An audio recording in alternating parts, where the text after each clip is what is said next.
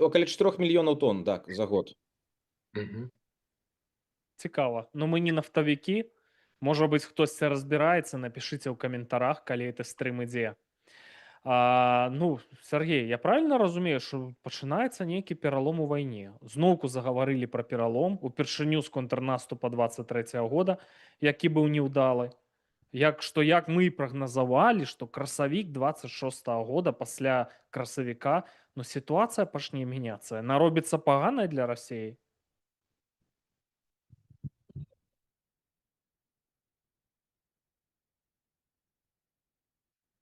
А я тады это агучыў на Еўрарадыё, тады здзіўлены журналіст на мяне паглядзеў, што да ну як так можа быць.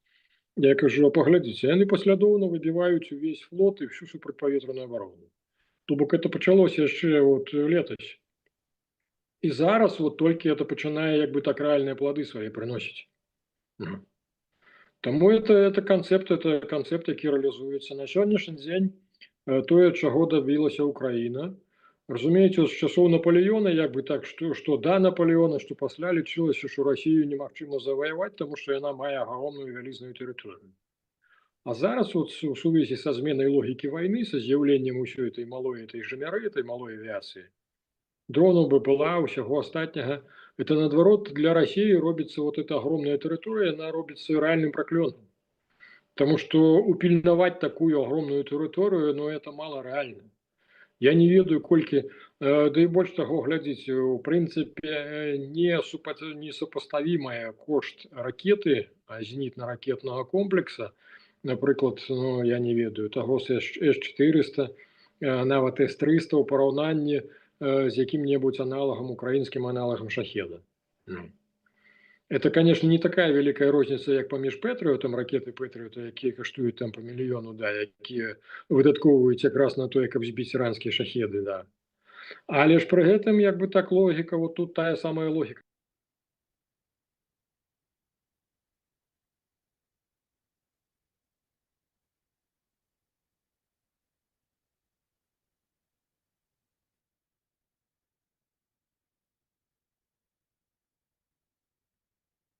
Што зараз, да не тое, што, слухайце, 23 і 26, вот зараз, это дзве абсалютна розныя вайны.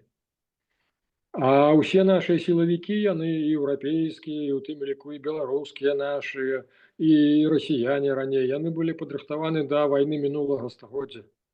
Усе падручнікі, ўсё, што вывучалася, это па досведу якраз мінулага стагоддзя. Зараз Украіна як бы так з дапамогай Еўропы і ўсяго як бы так свету, яна цалкам мяняе карціну вайны. Всю логіку вайны мяняе. Сергей, я вось хацеў запытаць у вас, як у военнага эксперта, да, вось сёння Броўдзі заявіў, мадзяр, што Крым ізалюем на бліжэйшай будучыні. Па словах Роберта Броўдзі, галоўная мэта цяперашняй стратэгіі гэта стварыць умовы, пры якіх знаходжанне расійскіх вайскоўцаў і супрацоўнікаў абароннай сферы ў Крыме і на іншых акупаваных тэрыторыях стане надзвычай складаным. І вось узнікае пытанне: выбілі флот, зараз перабіваюць дарогі, зараз вывелі Чангарскі мост, по-моему, так, ён так называецца, і па ім рух зараз таксама немагчымы. Што далей? Гэта будзе нейкая дэсантная аперацыя по вызваленню паўвострава? Альбо, на вашу думку, што могуць прыдумаць кіраўніцтва ЗСУ?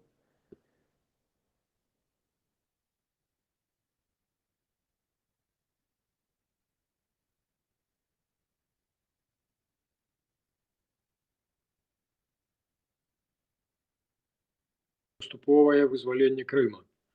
Дэсантнай аперацыі тут не будзе, тут хутчэй за ўсё гэтыя войскі самі, калі перапыніць усе варыянты, скажем так, як то по-украінску, пастачання і, скажем так, военнага ўсяго, што трэба, і паліва ўсяго, і нават проста банальнай ежы, якая ішла раней з Расіі, то, в прынцыпе, это прывядзе да таго, што Крым сам дастанецца. Крым сам агаладаўшы, ён папросіцца сам у Расію і сам выгане. Калісьці памятаеце, это Магілёўскае паўстанне, Леонович Порань, да? Вот калі вот эти москалі дасталі до такой ступені, што магілёўцы самі іх пагналі. Так вот тут, я так разумею, што ў першую чаргу якраз разлік на тое, што якби, ну, вот агаладаўшыя крымчане самі пагонях гэтых самых москалёў, да. Ну, І бок вот это атрымоўваецца, Сергей, зараз атрымоўваецца так, што украінцы зараз дзейнічаюць па тактыцы Пуціна, так, які раней біў па электрастанцыям, каб не было цяпла, не было вады, электрычнасці ва ўкраінцаў, каб яны выйшлі на вуліцы, так, і скінулі прэзідэнта. А зараз наадварот атрымоўваецца. Украінцы робяць так, каб самі людзі, якія жывуць на акупаваных тэрыторыях і на тэрыторыі Расіі, самі сказалі: дык а што гэта адбываецца? А што это вайна? Як так? Мы так не хочам, нам трэба, каб было як раней. Коллеги, возьмут Крым украинцы, вернутся. Будут там падзеі в этом Крыме, а что пашнецца у нас? Як это на Беларусь паўплывае? Ну, калі пачнуць дэстабілізоўвацца там у Расіі, не будзе асабліва Лукашэнку кім падтрымаць, што Украіна, краіны Захада не скарыстаюць эту сітуацыю, ну, не паспрабуюць правесці аперацыю. Думаете? Вот просто у нас вышло на рации интервью с Фельштинским. Юрий Фельштинский, американскі гісторык, які вельмі цікавіцца Беларусю, і ён кажа, што самы просты лагічны спосаб паслабіць Расію, зрабіць, каб Расія прайграла в этой вайне, прыбраць Лукашэнку насамрэч. Все. Выбіць Беларусь з расійскай арбіты. Ну, это лагічна. Думаюць пра гэтыя сцэнары ці не? Ці Лукашенко пры дапамозе сатаны, я не ведаю, там просто всіх абкручвае і сапраўды з'яўляецца палітычным цяжкавагавіком. Ну, думаюць, сярэднія афіцеры думаюць, палкоўнікі думаюць, але ж не вышэй. Таму што, глядзіце, Украіна заходзіць зараз у інфармацыйнае поле і, ў прынцыпе, дасягае, скажем так, поспеху ў тым плане, што ўся Еўропа, ўвесь свет падтрымлівае, у першую чаргу, таму што Украіна выступае ў ролі ахвяры. Вот якраз калі Украіна пераходзіць мяжу Беларусі, то Украіна губляе вот эту вот сакральную ахвярнасць, што называецца. То бок, калі б мы з вами бачылі зараз хвалю, скажем так, масіраванага тлумачэння, менавіта вот ІПСО праводзілася Украінай, што Украіна цалкам мае права зайти на беларускую тэрыторыю, што Беларусь агрэсар, і тым больш, каб Украіна лабіравала, каб менавіта такая ж хваля інфармацыйная з'яўлялася на прасторах Еўропы і Злучаных Штатаў, тады б это магло сведчыць пра тое, што нешта рыхтуецца. А інакш это ўсё, ну, это, ну, Фельштинский, да, гісторык, ну, вот, ну, что тут сказаць. Это ўсё глубока... Тэорыя, так? Да, тэорыя. А глядзіце, некалькі разоў, у прынцыпе, вышэйшаму кіраўніцтву Украіны на стол клалі праект невялічкімі сіламі, невялічкім кантынгентам захапіць Калінінград і потым абмяняць яго на, скажем так, тыя украінскія землі, якія акупаваны. І што вы думаеце, чым это завершылася? Хаця аперацыя цалкам выглядае, скажем так, на ўзроўні, скажем так, недзе 3000 падрыхтаваных спецоў маглі б это рэальна зрабіць. Ну, але ж зверху, як бы так, няма каманды, і, ну, слухайце, ніхто на это не пойдзе. Тым больш ніхто не пойдзе на это па Беларусі. Я пакуль не бачу. Я калісьці з адным, як бы так, высокапастаўленым чыноўнікам РНБО, як бы так, ну, мы добра знаёмыя, жартам кажу, это самое, пан генерал, я кажу, пазычце 4 дывізіі, потым вярну з працэнтамі. Ён задумаўся, кажа, ну, што я зраблю, калі там зверху это, я іх знімаю. Ну, за што купіў, за то прадаў, да. Менавіта такая цытата і была. Так што, разумееце, я не бачу, каб Зеленскі это сістэмны. Ён не той чалавек, які прыйшоў на рэвалюцыйнай хвалі, і не той чалавек, які мае вот такую неўтаймаваную пасіянарнасць. То бок ён ужо даўно частка этой сістэмы, таму наўрад ці ён пойдзе на такія крокі. Яўген, Так, пачакай клясачку, Яўген. Паважаны гледачы, я нагадаю, што мы ў правапрамым эфіры працуем, і гэты стрым ідзе і на канале Пара, і на канале Радыё Рацыя. І я хачу нагадаць, што пішыце свае пытанні, калі яны у вас ёсць, першую чаргу да Сяргея, магчыма, можаце і да нас напісаць з Яўгенам пытанні свае. Самае цікавае, мы абавязкова гучым і адкажам на іх. І таксама ставце падабаечкі, падпісвайцеся на каналы, калі вы яшчэ не падпісаны, і самае галоўнае, калі для вас гэта бяспечна.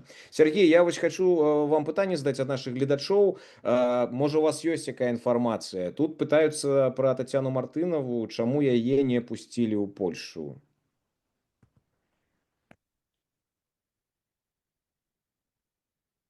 скажем так, закрытую информацию. Есть как бы такая информация, что, у прынцыпе, вот эта забарона, на уезд Мартынавай у Европы была ўсё-таки ініцыявана Украінай. І Украіна асцерагалася, што калі ёй спачатку прад'явіць як бы так абвінавачанне ў Украіне, то яна паспее ўцячы ў Европу. А зараз ёй адсеклі эту дарогу назад. Ну, але ж это ўсё такое пакуль на ўзроўні як бы так, ну, прыватных размоваў, таму, ну, паглядзім, час пакажа. Таксама пытанне яшчэ, Сергей, ад гледачоў пра Анджэя Падшобута. Пытаецца глядач наш, чаму ён хоча вярнуцца ў Беларусь, на вашу думку, і няўжо не разумее, што ў Беларусі ён нічога не зможа зрабіць? Што вы думаеце на гэты конт? Ну, я неаднаразова чуў, што ў прынцыпе, што да Падшобута была прапанова, што ён выходзіць з беларускай турмы яшчэ і гады 1,5 таму, амаль 2 гады таму.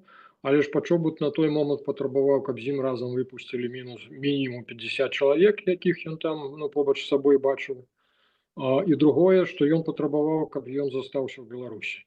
Таму што ён любіць сваю родную Беларусь, да, свой родны Гродно. І ён хоча жыць у сябе на радзіме фактычна. Мы, напэўна, Евген, павінны патлумачыць таксама, каб не проста трансляваць тое, што нам падкідваюць розныя медыа наконт Мартынавай там і іншых, удзельнічаць у гэтых гульнях, а таксама выказаць сваё меркаванне. Што адбываецца? Я скажу так, што я такі чалавек, от мяне цягне якіх-небудзь там, напрыклад, ромаў прыцягвае да мяне, вот ромаў-махляроў. Я не хачу кепска пра народ гаварыць, но аднойчы мне вцюхалі за $15 Sony Galaxy планшет, які каштуе нібыта $1000, да, а это кітайскі аналог за $15 быў, разумееце? А я паглядзеў, што там чэк Еўраопт, і падумаў, ну, у маскалёў скралі, ладно, куплю за $100, а яму цена 15. Вы зразумелі. Также мне iPhone прадавалі калісьці. Я вёўся на гэта на всё. То есть вот да мяне прыцягвае розных таких вот людзей дзіўных. Мельнікаву Анжэліку давала нам інтэрв'ю вот тут в этой сцэнаграфіі, дзе я сижу.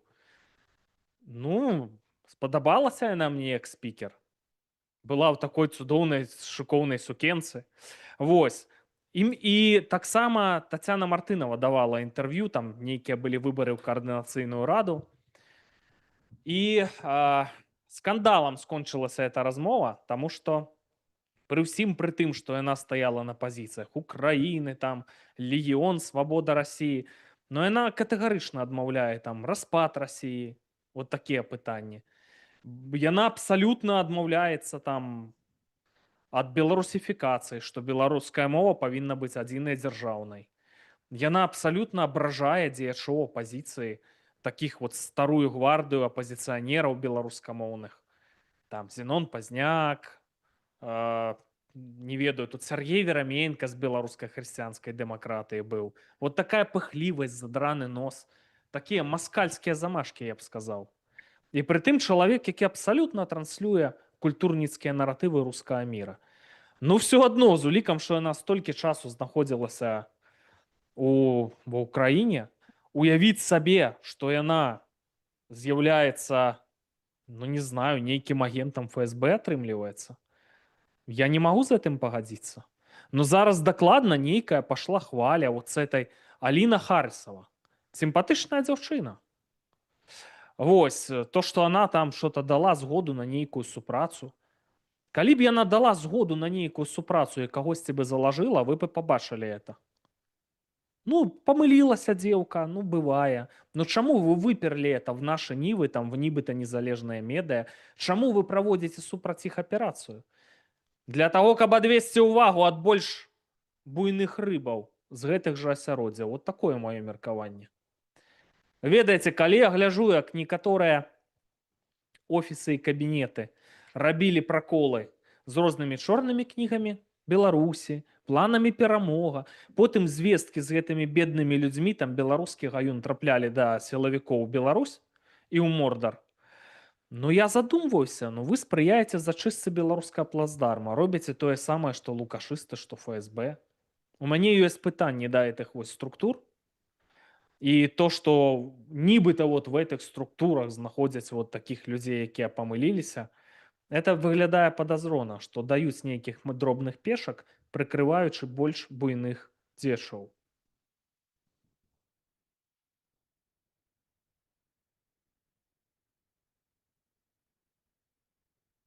Як бы так падняў пытанне, от, напрыклад, мяне запытваюцца украінскія тэлеканалы, яны з натхненнем, ну, ім далі каманду вот, урачыста асвятляць сустрэчу Ціханаўскай з Зеленскім.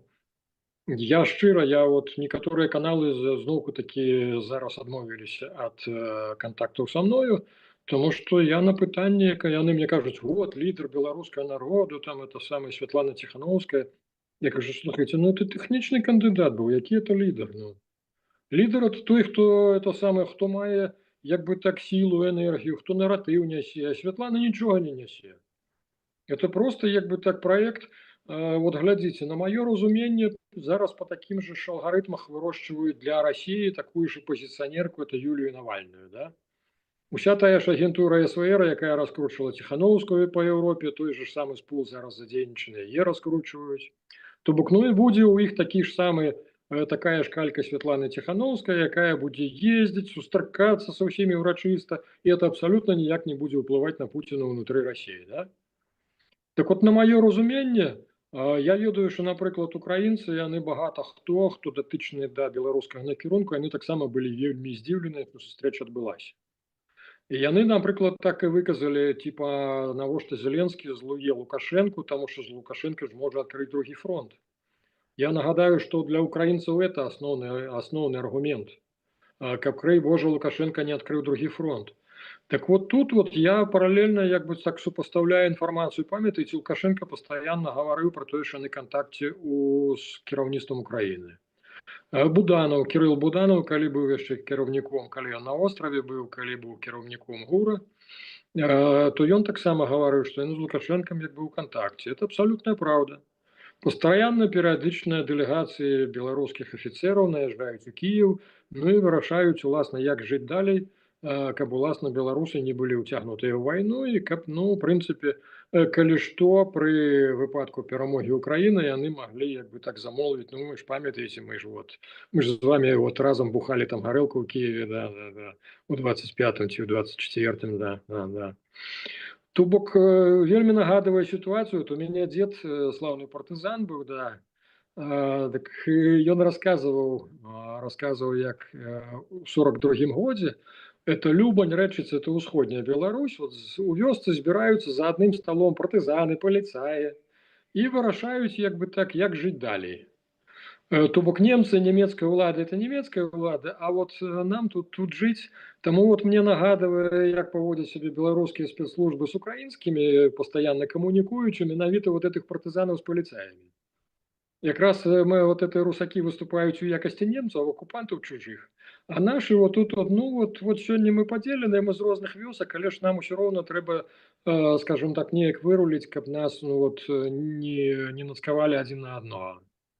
Разумееце, вот з гэтай логікі, у маім разуменні якраз і адбылася сустрэча Ціханаўскай, каб, крый Божа, у прынцыпе, Украіна не выбрала які-небудзь іншы варыянт, якога-небудзь іншага лідара, як бы так, які сапраўды арганізуе і партызанскае движение ў Беларусі, ўсё, і сапраўды зоймецца аднаўленнем канстытуцыйнага ладу ў Беларусі. А вот з Ціханаўскай яны могуць спаць спакойна, што Лукашенко, што Зеленскі, што ніякай шкоды ўсё роўна Ціханаўскай для вот рэжыма Лукашэнкі не будзе. Так што, ну, ёсць тут і такая версія. Давайте будем з вами разумнымі людзямі і не будем весціся, як гаворыць Яўген, просто на вонкавыя ўкіды, а будем як бы так разумець ситуацию знутры. Ну что ж, так, я нагадаю, што мы працуем у прамым эфіры, таму калі у вас ёсць пытанні да Сяргея, то пішыце ў чаце пад гэтым відэа. Я нагадаю, што трансляцыя ідзе на канале Радыё Рацыя, на YouTube-канале Пара. І, канешне, ставце падабайкі, падпісвайце, калі не падпісаныя. Для вас гэта бяспечна, бо бяспека гэта галоўнае. Сяргей, я б яшчэ хацеў з вамі абмеркаваць выбары, якія адбыліся ў Арменіі, так, там парламенцкія былі, і там праеўрапейская партыя Пашыняна перамагае, амаль 50% галасоў. галасоў. А на другім месцы альянс моцная Арменія прарасійскага мільярдэра Карапетяна.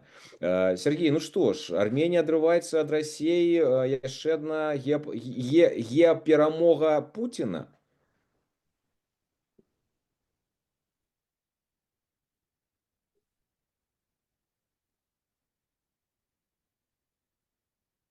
Венесуэла я б сюды уключыў. Колькі яны грошай уклалі ў тую ж Венесуэлу, ва ўсё страчана, да?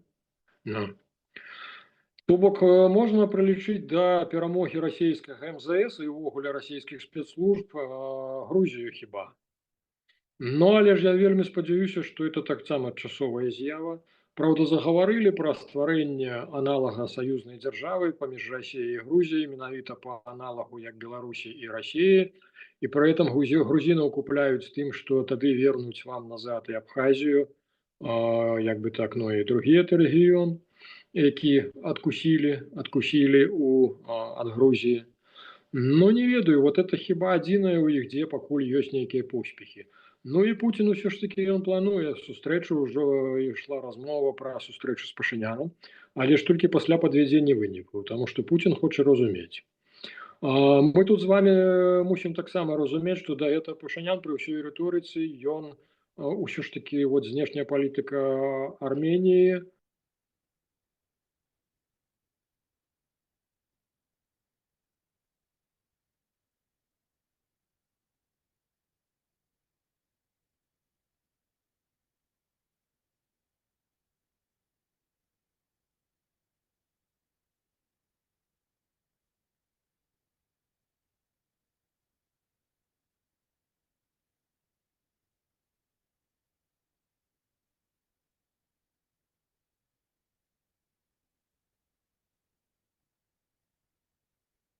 Калегі, а вы мяне чуеце і бачыце? Ну вось, не магу адбіцца ад ворагаў, вы разумееце? Дык ты можаш Таму проста гаварыць. бачыць мяне. Калегі, дык я все-таки, вот Армения, не Армения, вы мне даруйте, калі ласка. Я больш па ядзерных выбухах, значыцца, вайне, там, спусташэннях, то я хачу спытацца. Вот я бачу просто, вот, адчуваю, Святы Дух падказвае, конец, дэстабілізацыя ў Расіі будзе. Не можа быць інакш. Што все-таки пачнецца ў Беларусі? Вот Крым, уцякаюць з Крыма расійскія ваякі. Да чаго гэта прывядзе на тэрыторыі Беларусі? Таму што, Сергей, я все разумею. Сёння украінцы не хочуць другога фронта. Но яны ж ведаюць, што 1000 кіламетраў мяжы з Беларуссю. Ну, там стратэгічныя пытанні на будучыню. Адкуль быў наступ? Ну што тады пачнецца, вот калі яны вызваляць Крым? Што ў Беларусі пачнецца? Да чаго это прывядзе? Ну явна, вот мы хутка будзем назіраць працэсы. Ну, ва ўкраіне ёсць некалькі плыняў. Адна з плыняў, як бы, калі мы ўзгадаем 23-24, калі там марылася пра контрнаступ, да? Тады ўжо алігархі як бы пачалі паглядаць на мапу Беларусі, на карту Беларусі, шукаючы, што там ёсць карыснае, што можна было прыбіць у першую чаргу. Ну і, скажем так, пачалі прывучаць беларускую супольнасць у тым ліку да таго, што Беларусь мусіць выплачваць рэпарацыю ўкраіне. Ну і тут, у прынцыпе, вельмі прыкра было назіраць, як, скажем так, і частка беларускіх былых ваяроў, якія зараз цалкам адышлі,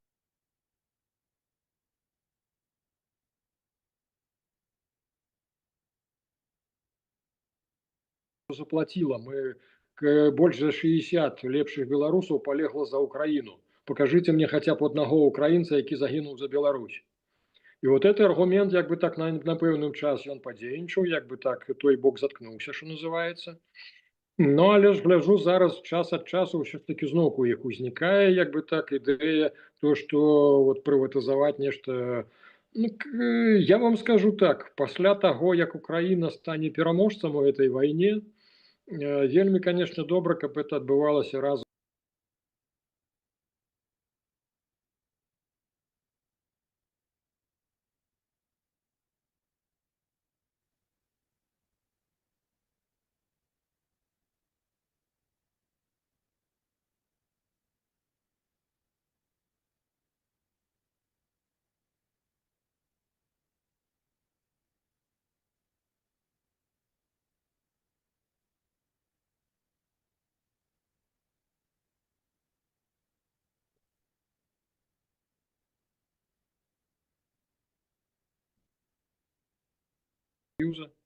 прынамсі збліжэння.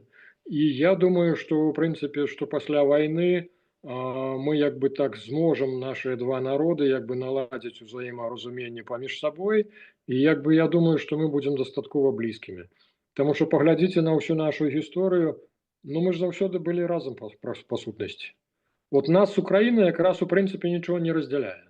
Там былі, конечно, этапы, калі, вот, напрыклад, это, по-моему, казакі-наливайкі прыходзілі на Гомельшчыну там аказачваць.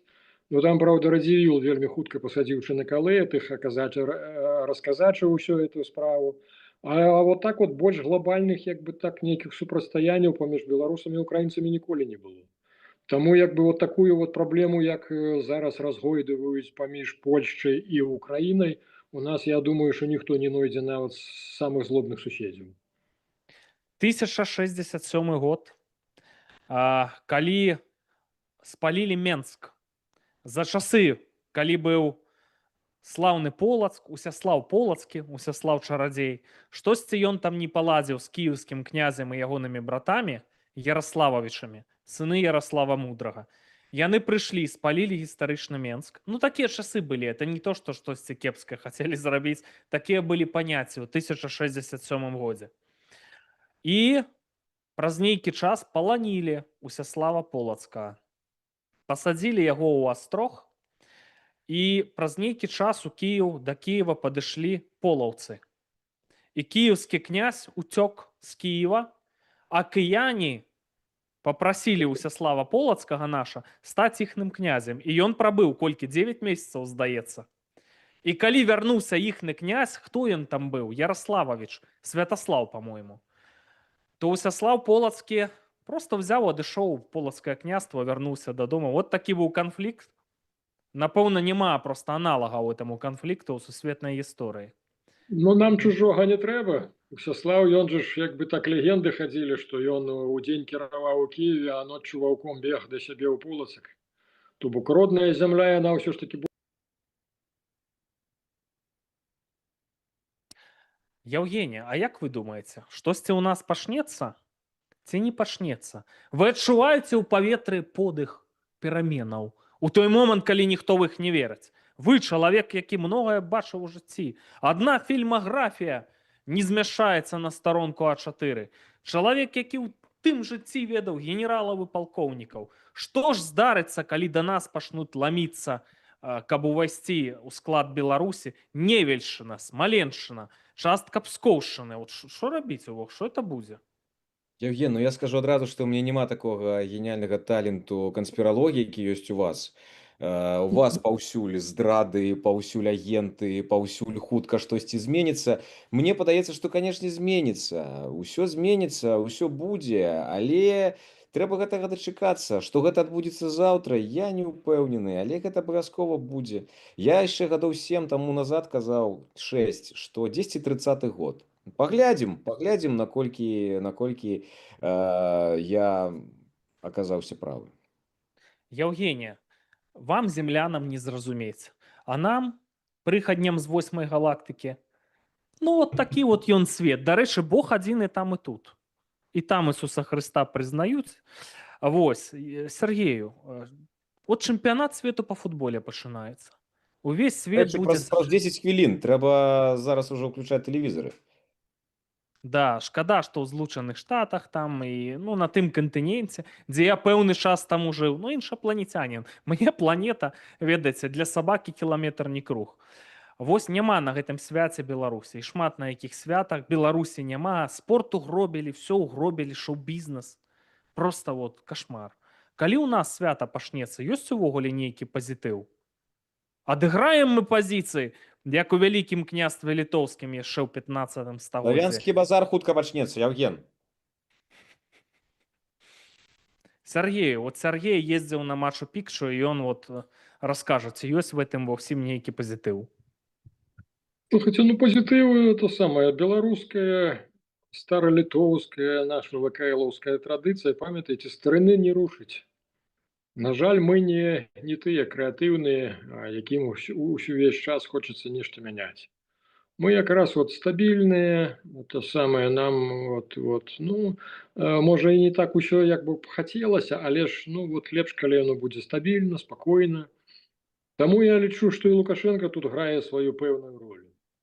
Разумееце, вот калісьці абмяркоўвалі, скажем так, гадоў 15 таму, от што б было б, калі б на тых выбарах, напрыклад, перамог Зянон Пазняк. Не Лукашенко, як бы так Москва падтрымала, а менавіта нейкім цудам вот Москва схібіла і вот Пазняк прыйшоў да ўлады. То ў Беларусі, ну, памятаеце, быў такі ў Грузіі звят Гамсахурдзе.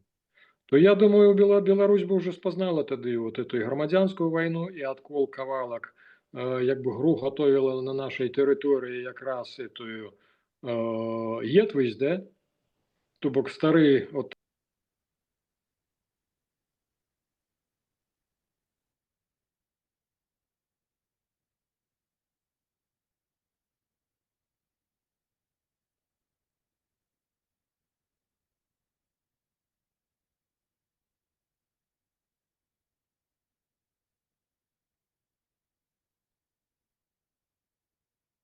якраз нейкія рашучыя змены. А вот якраз для кансерватыўнага беларуса Лукашенко даў тое, што ну дай бог, калі мы сапраўды не ўступім у вайну, калі Беларусь міне як бы так гэты этап, то ну вот прынамсі вот у гэтым хаця б будзе нейкая карысць ад Лукашэнкі. Мы можам сказаць, што зможам сказаць, што вот дзякуючы вот этому вот не вельмі абсалютна недэмакратычнаму чалавеку мы ўсё ж такі ўтрымалі народ ад скатывання ў вайну. Дай бог, каб яно так і было, бля. Это сябры, не сябры, сябрамі не назовешь. Спецслужбы замушалі ў каментарах, блин, просто зрэзалі патэнцыял з іх каналаў, дзе я ўдзельнічаю. Сергей, пасля нашай трансляцыі пра Мазыр, калі мы выкрылі іхныя планы.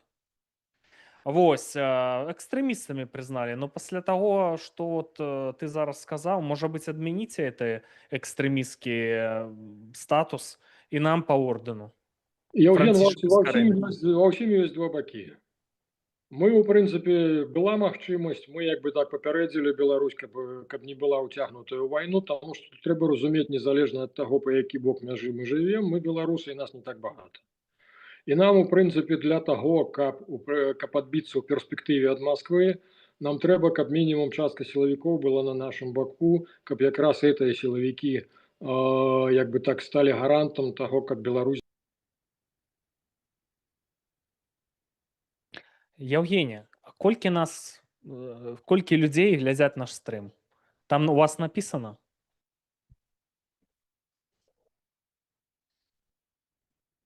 ...56 на рацыі. Для першага стрыма, падаецца, гэта цудоўныя паказчыкі. 180 тысячаў? Мільёнаў. Просто людей 180? Вы жартуеце? А колькі там Фідель Кастро Батісту скидываў? Колькі іх там зайшло на Кубу? 50 з нечым. Боже, мне страшно за мою будучыню. Евгения, вы хотели скончыць этот выпуск. Я бы хацеў усім сказаць вялікі дзякуй, што вы далучыліся. Я спадзяюся, што першы блін не атрымаўся комам. Так, былі праблемы з гукам, я бачыў гэта ў каментарах, але я спадзяюся, што мы гэта выправім і ў далейшым ужо не будзе гэтых праблемаў і будзем абмяркоўваць падзеі ў Беларусі і за яе межамі. Амен, спасі ўсіх Господь. Сергей, што вы хочаце сказаць на развітанне? Я аптымістычна гляджу, я не бачу ядзерных апакаліпсісаў, край Божа. Я спадзяюся, у прынцыпе, Макрон для таго і прыязджаў, у сэнсе прысылаў свайго кіраўніка выведкі папярэдзіць Лукашэнку, што калі, край Божа, будзе нейкі пуск Расіі тактычнай ядзеркай нават па Ўкраіне, то якраз Францыя, як уладальніку ядзернай зброі, будзе вельмі ласа адказаць якраз па беларускай тэрыторыі. Каб напрамую не ўваходзіць у сутыкненне з Расіяй, менавіта, але ж пры гэтым перадаць от месседж ад НАТО менавіта для Расіі. Да. То бок Лукашенко, разумееце, вот ён часам бывае як дзіцё малое, ён сам сабе прыдумаў тое, што на краіну, якая мае ядзерную зброю, на яе ніхто не нападае. Ну і ён же ж перыядычна, паколькі мы з вами ўсе, я маю на ўвазе разам усіх беларусаў, і на дыяспары, і ўнутры Беларусі, паколькі мы яму дазваляем у сябе на шыі сядзець, то яму як бы так пастаянна пачынаем роіцца перспектыўнасць варыянту северакарэйскага. Вот ён марыць пра тое, што ён такую ж дынастыю зробіць. Ён перадасць уладу Віктору, а Віктор Нікалаю, і будуць Лукашэнкі тут цараваць да скону дзён сваіх, і толькі дзякуючы ядзернай зброі. І ён же ж быў настолькі паверыў, што сам сябе пераканаў, што это нам не Расія перамяшчае сваю, а нам аддаюць тое, што мы перадалі пры развале Савецкага Саюза Беларусь па Будапешцкаму мемарандуму. І вот зараз ён, разумееце, ён у прынцыпе з гэтым дагуляўся. Это ж такі вялізны траянскі конь. Таму што зараз Расія заўсёды можа ўвесці свае войскі пры транзіце ўлады, які не будзе падабацца Расіі, патлумачыўшы міжнароднай супольнасці, што яна это робіць выключна для таго, каб ядзерная зброя не попала ў рукі нехарошых людзей. То бок, разумееце, вот тое, што я сказаў, што дзякуючы Лукашэнку быццам бы мы, беларусы, не ўцягнутыя ў вайну, але ж пры гэтым вот ягоная бездарнасць вот часам, і я не ведаю, як это, ну вот захапленне нейкімі сваімі вот нейкімі такімі прыдумкамі, яно прыводзіць да таго, што Беларусь рэальна можа стаць ахвярай. Але ж я вельмі спадзяюся, і я гляджу больш аптымістычна, чым вот спадар Яўген, да. Я не адчуваю, што вот прямо вот надыходзіць уже это ядзерныя апакаліпсісы. Я веру якраз у пазітыўную будучыню, і я веру ў тое, што мы вернемся ў Беларусь, і тое, што мы створым новую Беларусь з новай выбарчай сістэмай, дзе мы ажывім усе это сацыяльныя ліфты, дзе ўлады прыйдуць жывыя, нармальныя людзі, а не нафталінам, якія смярдзяць. Ну, вот у это я веру. І таму шчыра гавару, жыве Беларусь і жыве вечна. Ну што ж, шчыра сказаць, Сергей, пазітыў перамог падчас гэтага стрыма 2-1. Так што ўсё будзе добра. Сустрэнемся ў бліжэйшы час таксама. Я спадзяюся, такой самай добрай утульнай кампаніі, і паразмаўляем так лампава і абмяркуем усе падзеі, якія будуць адбывацца ў Беларусі па-за яе межамі. Жыве Беларусь! Жыве вечна, Евгенія. Но ты давай не будзем утойваць ад нашых шаноўных гледачоў. Чаму мы пачалі рабіць? Пераходзім на стрымы. Чаму мы пераходзім на стрымы? Наперадзе гістарычны момант. Каб хутка аператыўна выходзіць в эфір, там нічога не манціраваць, кой пра што мы ведаем, шаноўныя гледачы, пра тое, што будзе адбывацца. І гэтыя стрымы не проста так. Але сёння я хочу сказаць, пакуль мы яшчэ ў такой слабай пазіцыі, ёсць групка людзей, вот этих вот ботаў, якія працуюць на спецслужбы, якія грохнули канал «Пара», закідалі скаргамі, збілі нам 4 разы праглядальнасць. Я уж кой пра каго ведаю, як на вас выйсці. Под пякельным летнім сонцам дзьме ветер перамен. Таму я так загарэў менавіта, а не таму, што нейкія мара і курорты. Калі мы вернемся дадому, я знайду вот кожнага, хто нам гадзіў. Папусціцеся, не рабіце гэтага. Папусціцеся, не рабіце гэтага. Займіцеся іншымі, падкантрольнымі вам. Жыве Беларусь!